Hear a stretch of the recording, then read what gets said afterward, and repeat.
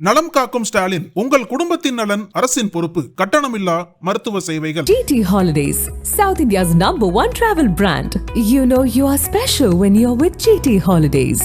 பழைய நகையை கொடுத்து வைட் 11 மந்த்ஸ்ல அதே எடைக்கு புது நகையை எடுத்துக்கோங்க. எக்ஸ்ட்ராவா ₹1 தர வேண்டாம். Magic old gold exchange. பிரதமர், மாநில முதல்வர்கள் மற்றும் அமைச்சர்கள் போன்றோர் எந்த குற்றச்சாட்டின் கீழ் கைது செய்யப்பட்டாலும் அவர்கள் அதே பதவியில் நீடிக்கும் வகையில் தற்போதைய அரசியல் சட்டம் அமைந்துள்ளது. குறிப்பாக டெல்லி முதல்வர் கெஜ்ரிவால், தமிழக முன்னாள் அமைச்சர் செந்தில் பாலாஜி உள்ளிட்டவர்கள் கைது செய்யப்பட்டு சிறையில் இருந்தபோது அவர்கள் அதே பதவிகளில் நீடித்து வந்தனர். இந்த நிலையில் அதனை தடுக்கும் விதமாக 3 புதிய மசோதாக்களை மத்திய உள்துறை அமைச்சர் அமித்ஷா நாடாளுமன்றத்தில் இன்று தாக்கல் செய்துள்ளார். அதில் மக்களால் தேர்ந்தெடுக்கப்பட்ட பிரதிநிதிகள், பிரதமர், முதலமைச்சர்கள் மற்றும் அமைச்சர்கள் போன்றவர்கள் கடுமையான குற்றச்சாட்டின் கீழ் கைது செய்யப்பட்டால் அவர்களுடைய பதவி பறிக்கப்படும். அதாவது கைது செய்யப்பட்ட மக்கள் பிரதிநிதிகள் 30 நாட்கள் சிறையில் இருந்தால் 31வது நாள் அவர்கள் பதவி தாமாகவே பறிபோய்விடும் வகையிலான அம்சங்கள் இந்த மசோதாவில் இடம்பெற்றுள்ளன.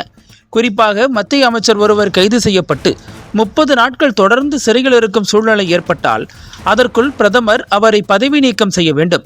இல்லையெனில் இந்த சட்டத்தின் கீழ் அவரது பதவி தானாகவே பறிபோய்விடும். தற்போது உள்ள சட்டத்தில் இத்தகைய வழிமுறைகள் இல்லாததால் இந்த புதிய மசோதாக்கள் தாக்கல் செய்யப்பட்டுள்ளன. அமித்ஷா இந்த மசோதாக்களை தாக்கல் செய்யும் போது எதிர்க்கட்சிகள் ஆரம்பத்திலேயே கடுமையான எதிர்ப்புகளை பதிவு செய்தன. நாடாளுமன்ற ஜனநாயகத்திற்கு எதிரான இந்த மசோதா அரசியலமைப்பு சட்டத்தை நீர்த்து போக செய்யும் என கூறி கடும் அமளியில் ஈடுபட்டதால் அங்கு பரபரப்பான சூழல் நிலவியது. ஒருவேளை மத்திய அரசு இந்த சட்டத்தை அமல்படுத்தினால் நாடாளுமன்றத்தை எதிர்க்கட்சிகள் முடக்கும் என எதிர்பார்க்கப்படுகிறது. ஏற்கனவே அமலாக்கத்துறையை வைத்து எதிர்க்கட்சி தலைவர்களை மத்திய அரசு தன்வசப்படுத்த முயல்வதாக குற்றச்சாட்டுகள் எழுந்துள்ளன. அதன் நீட்சியாக இந்த மசோதா சட்டமானால் எதிர்க்கட்சியைச் சேர்ந்த முதல்வர்கள், அமைச்சர்களின் பதவிகள் எப்போது வேண்டுமானாலும் பறிக்கப்படலாம் என எதிர்க்கட்சிகள் தொடர்ந்து குற்றச்சாட்டை முன்வைத்து வருகின்றன.